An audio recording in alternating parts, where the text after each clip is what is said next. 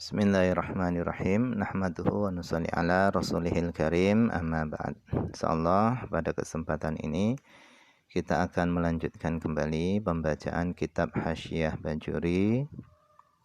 Masih melanjutkan fasal tentang najis. Kita telah sampai kepada perkataan wa mahallu hurmati tanawulihi. Adapun tempat diharamkannya memakan perkara-perkara yang telah disebutkan kemarin, yaitu air mani, liur, dan ingus, itu adalah idza kharaja min ma'danihi, ketika perkara-perkara yang telah disebutkan tadi itu keluar dari tempatnya, tempat keluarnya.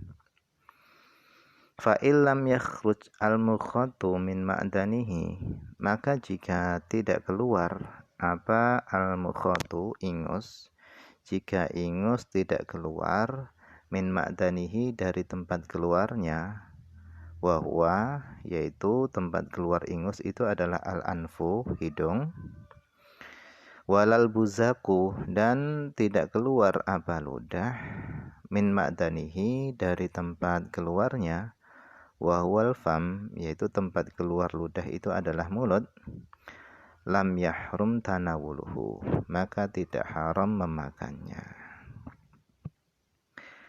Wa idza lam yaqsid tabaruka, dan jika seorang tidak bertujuan at-tabaruka, mengambil barokah.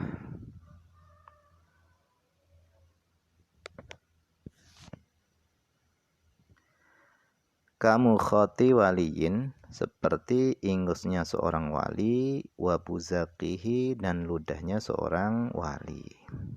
Fa innahu yajuzu tanawuluhu tabarukan bihi, sesungguhnya boleh memakan ingus atau ludah tadi tabarukan bihi, untuk mencari keberkahan, bihi, dengan ingus atau ludah tadi.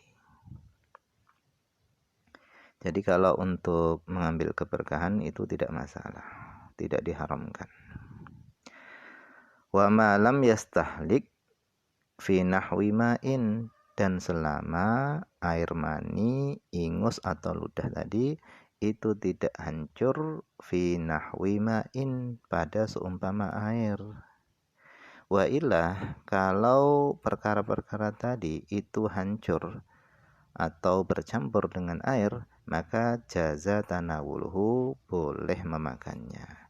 Kenapa? Listihlakihi, karena hancurnya benda-benda tadi atau bercampurnya benda-benda tadi dengan air.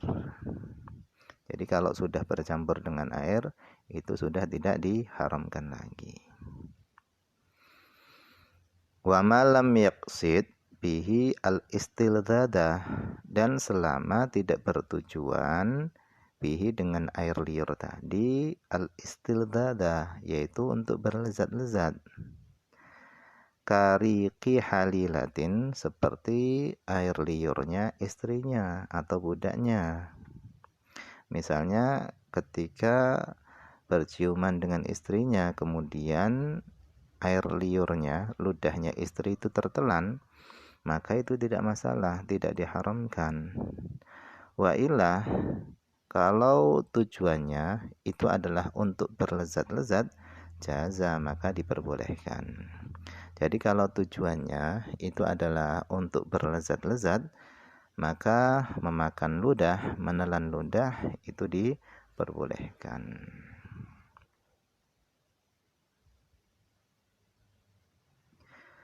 Kemudian wan nafyul istiqdar fi hadza ta'rif la yunafi thubutahu. Wan nafyul istiqdar, dan dinafikannya kata istiqdar fi hadza ta'rif, pada definisi ini. Di dalam ta'rif di atas disebutkan la listiqdariha, bukan karena menjijikkannya najis. Nah, dinafikannya kata istiqdar ini, la yunafi thubutahu, ini tidak menafikan tetapnya istiqdar. Fi qaulihim, di dalam perkataan mereka para ulama, di dalam mendefinisikan najis. Najis itu adalah mustaqdzarun, perkara yang dianggap jijik, yamna'u, yang bisa mencegah, min sihhati shalah, dari keabsahan salat, haitsu la murakhisa, di mana tidak ada perkara yang membolehkan. Artinya najis itu juga perkara yang menjijikkan.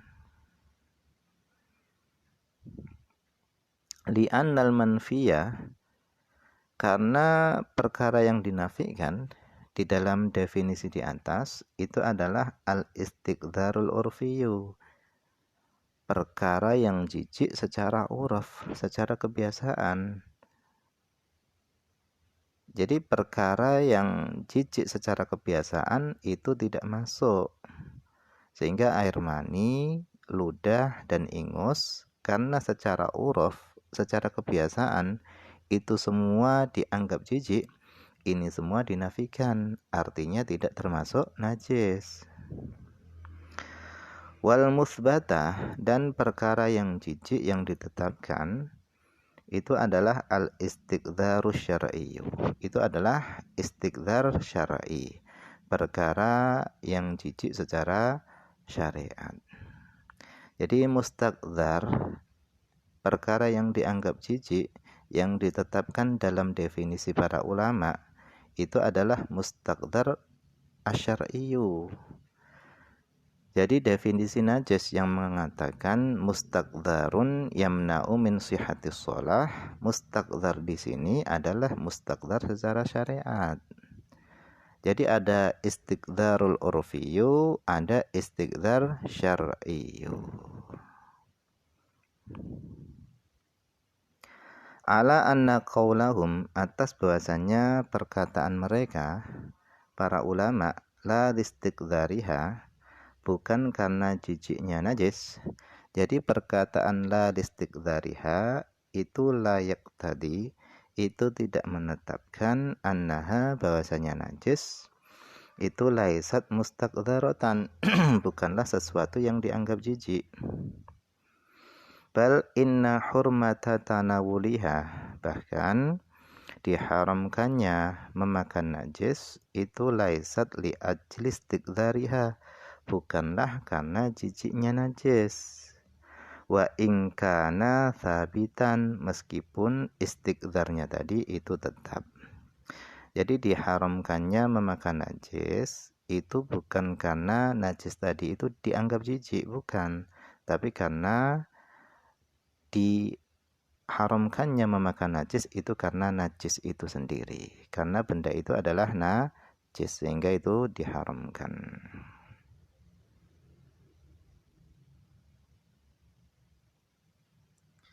Kemudian qauluhu, adapun perkataan syarih yang mengatakan la li dororiha, bukan karena bahayanya najis, fi badanin, pada badan, au aklin, atau pada akal. Jadi diharamkannya memakan benda najis tadi itu bukan karena najis tadi berbahaya pada badan atau akal.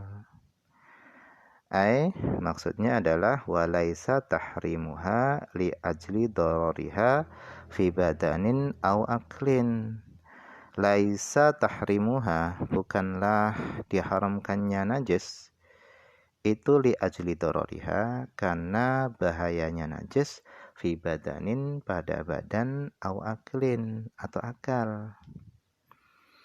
Wa hadzal qayyidu, adapun qayyid ini yaitu la li dororiha fi badanin au aklin, adapun qayyid ini adalah li ikhrajil hajari, untuk mengeluarkan batu, wan nabat, dan tumbuhan, al mudirra, ini yang keduanya tadi mendatangkan bahaya, bil badani, pada badan, awil akli, atau pada akal.